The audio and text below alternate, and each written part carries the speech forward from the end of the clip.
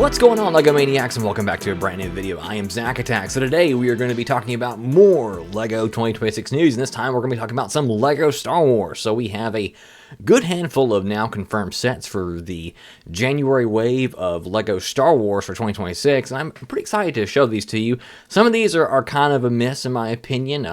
Not too many of these I would pick up personally.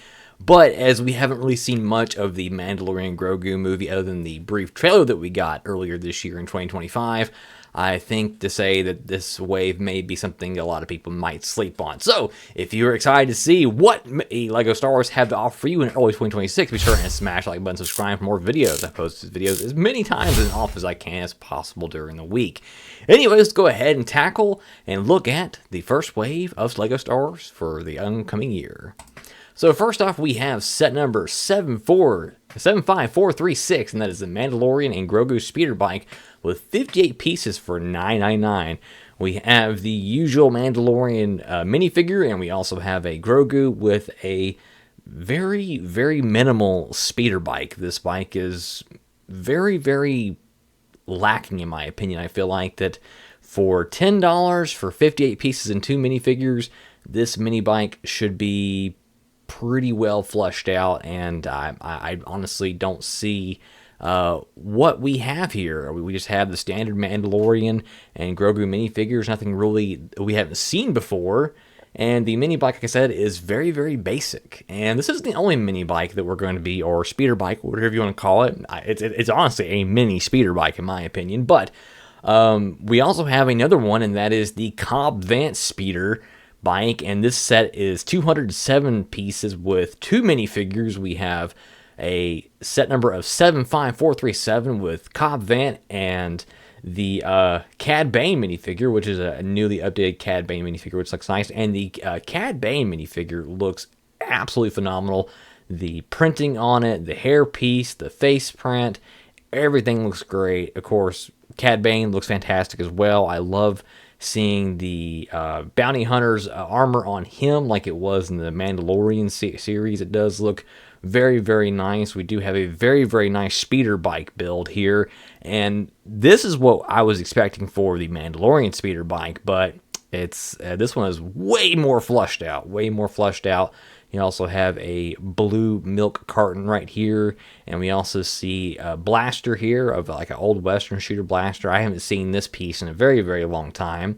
And honestly, and this set is for $34.99. So you would think for $34.99 you would get a pretty flushed out set, but honestly, this is what should be $34.99. We should have both of these sets combined. That to me is worth $34.99, not just the Cobb Vanth speeder bike. I'm talking getting this plus the Mandalorian speeder bike for $34.99. That would be a smash of a LEGO set in my opinion. And why they're not doing this, I have no idea. But there's definitely a miss having these two sets separated. I'm not sure why. Obviously, they wanted to have a set that was worth $10 to be under the $10 price point. But this being the step up, isn't it, in my opinion? I feel like if you're going to do a set for this much, then you probably should have done these two sets together at the bare minimum. Next up, we have another battle pack here, Siege of Mandalore. This is set number 75449, retailing for $22.99. You have 2 Mandalorian Super Commandos and more of the 332nd Clone Trooper. So it's an okay battle pack, not anything that I would be picking up more than one of. And just for the Mandalorian Super Commandos, as I don't have any, but I feel like that the battle pack situation really hasn't improved much, and I've never really been one for army building, but I feel like the $22.99 is a bit high in my opinion. This set should be at least $15. $22, really $23 is just asking a little too much. Next up, we have a Clone Trooper mech, a Clone Shock Trooper mech. It's set number 75448, and this is for $14.99. They're cool. I like the mech idea. I think it's pretty neat. I own a couple of the mechs myself, mainly for the minifigures, but this is just something that I feel like $14.99 is too much. This should have been the starting price point for this wave. This should have been $9.99 as opposed to $14.99. I don't understand why this set is so much more expensive. We've went from $9.99 to $11 to $12, and now we're up to $15 pretty much, and it's not cool in my opinion what Lego's doing with their price point. And the minifigure, it's still a kind of pink miscolored shock trooper. I know it looks red in the photo here, but the one I have is definitely pink. And the mech, it looks okay. It's an okay mech. It kind of reminds me of a Pokeball. It's a Pokeball. Next up, we have set number 75443 with 107 pieces, and this is a 4+ set. This is the Grogu's Homestead for $20, and what a ripoff. $20 for this. This, again, entry-level set here for budding LEGO fans.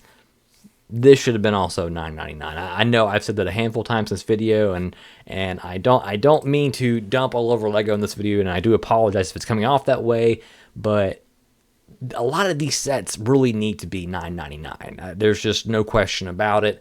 The tear situation really isn't an excuse anymore, so my thinking is, what's the deal here? So I'm really curious as why LEGO is doing this with these sets, and for starter sets, especially for people who are trying to get into the LEGO hobby, especially young kids, and parents and grandparents trying to find stocking stuffers or stuff for the holiday. It's one of those things where I don't know what LEGO is thinking or doing. And again, there's that Disney tax with this that Disney is lumping on, trying to get as much back from this deal with LEGO, and I don't appreciate the greed in that standpoint, but I don't like this for people who are trying to get small sets on a budget or trying to give their kid a LEGO set on a budget. These things it doesn't sit well in my opinion. Anyways, moving on.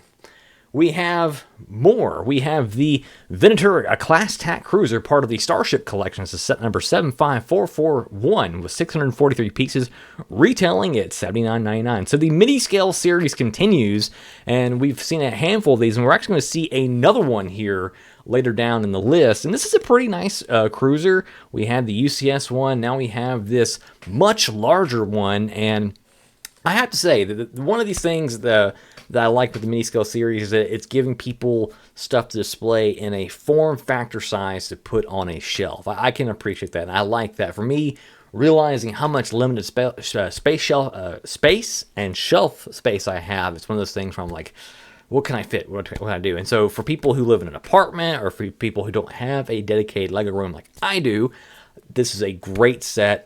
$80 is a bit high in my opinion, especially considering there's no minifigure with the set, which with all of the mini scale or Starship series collections, they should have came at least with one minifigure in my opinion.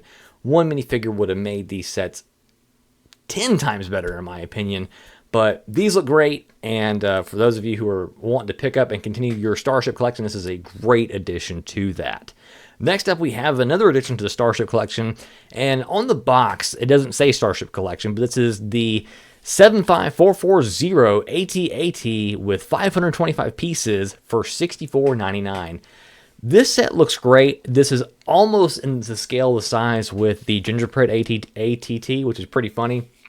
The price point is a bit high, and again, I've said that a bunch of times in this video, and I hate to hark on that. I feel like that I'm, crunching all the numbers here for myself, which in the beginning of the video I did say these are probably going to be some sets that a lot of us may sleep on. The two best ones, in my opinion, are the Starship Collection ones, as they look very, very nice. I like the Snow Speeder in addition to the AT-AT on the stand that you build.